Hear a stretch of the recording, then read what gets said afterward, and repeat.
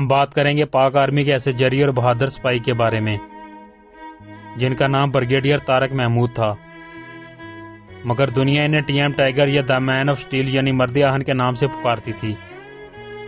اس کے ساتھ ساتھ انہیں ملٹری دنیا میں صدی کا بہترین کمانڈو بھی کہا جاتا ہے۔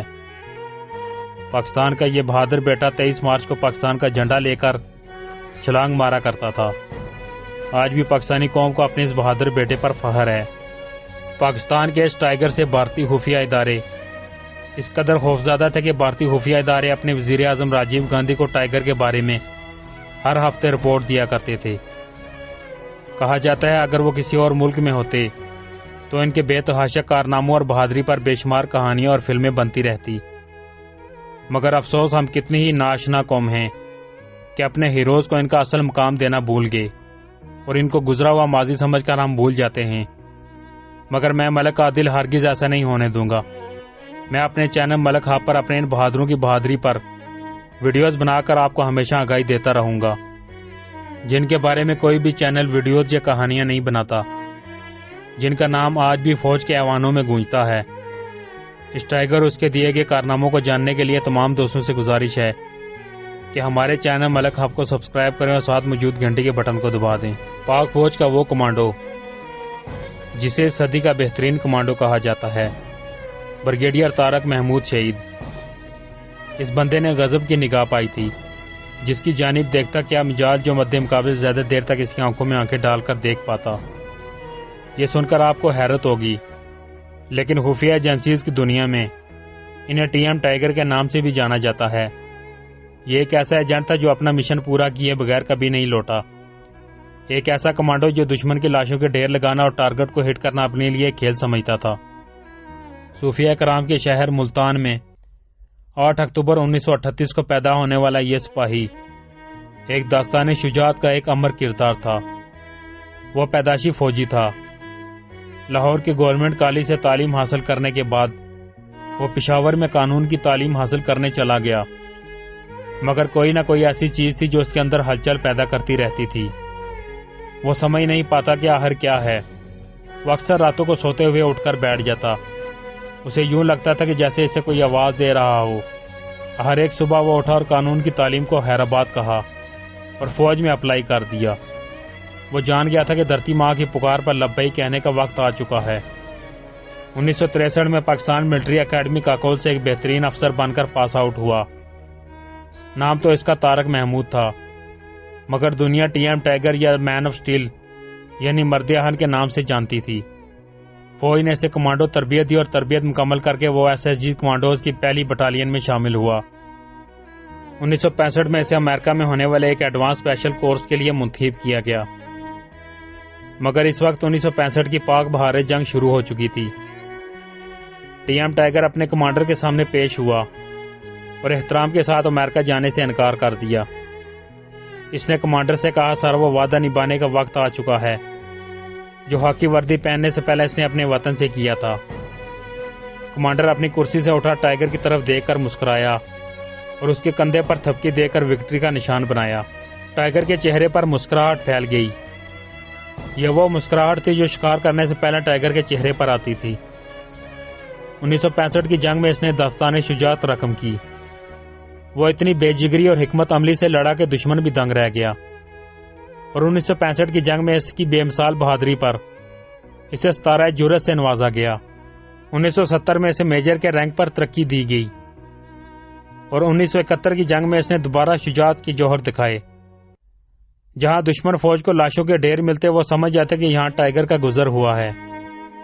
ٹائیگر دشمن کی انٹیلیجنس ایجنسی کے نظر میں آ چکا تھا، مگر کسی کی مجال نہ تھی کہ ٹائیگر کے نزدیک آنے کی ہمت کرتا۔ 1971 کی جنگ کے بعد فوج نے اسے ستارہ رسالت سے نوازا۔ 1974 میں ٹائیگر کو لیفٹیننٹ کرنل کے عہدے پر ترقی دی گئی۔ اس دوران بھی دھرتی ماں کی آواز اسے بلاتی رہتی۔ وہ اب بھی راتوں کو اکثر اٹھ کر بیٹھ جاتا۔ وہ شیر کی طرح دشمن پر جپٹتا تھا، مگر وہ آواز اسے بلاتی رہتی اور وہ اتنی ہی بے جگری سے لڑتا۔ فوج نے اس کی خدمات دیکھتے ہوئے 1977 میں اسے دوبارہ ستارہ رسالت سے نوازا۔ 1982 میں بریگیڈیئر کے عہدے پر ترقی کے بعد اسے ایس ایس جی کمانڈوز کا کمانڈر تعینات کیا گیا۔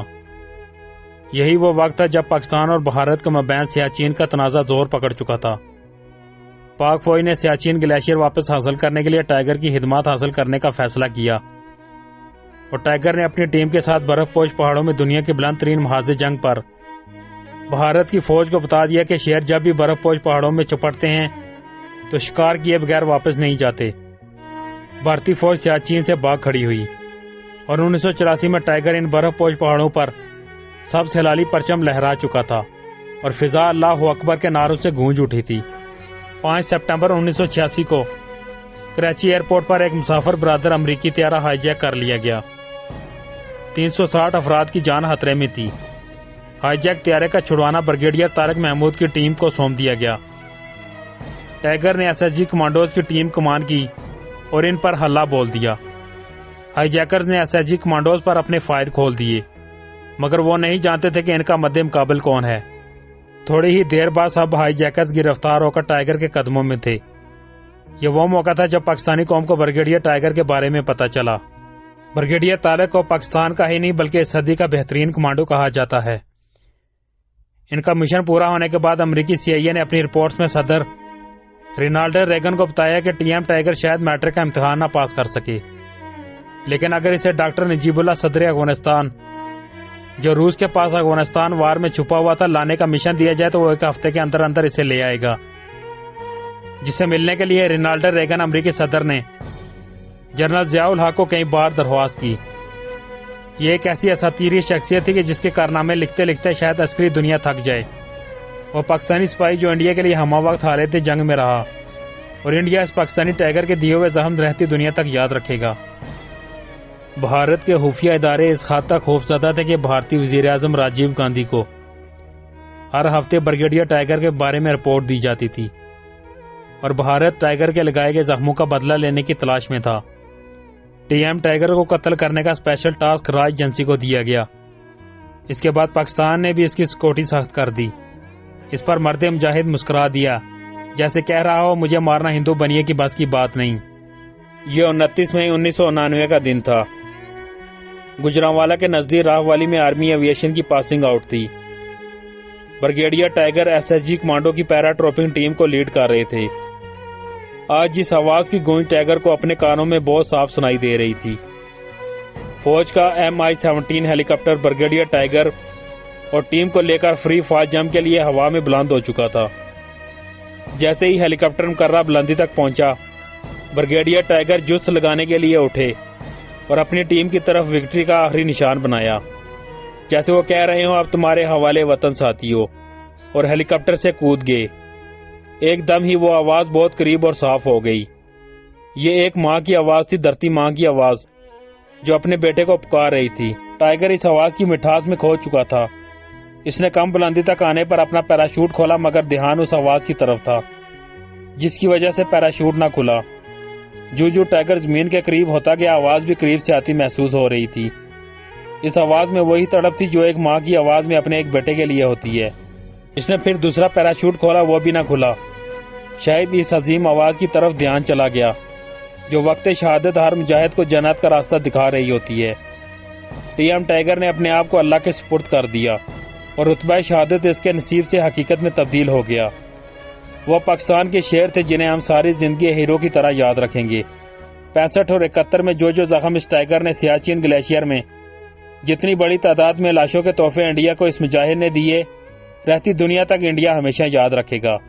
اللہ کریم شہید کے درجات مزید بلند فرمائے، آمین یا رب العالمین۔ پاکستان آرمی زندہ باد، پاکستان پائندہ باد۔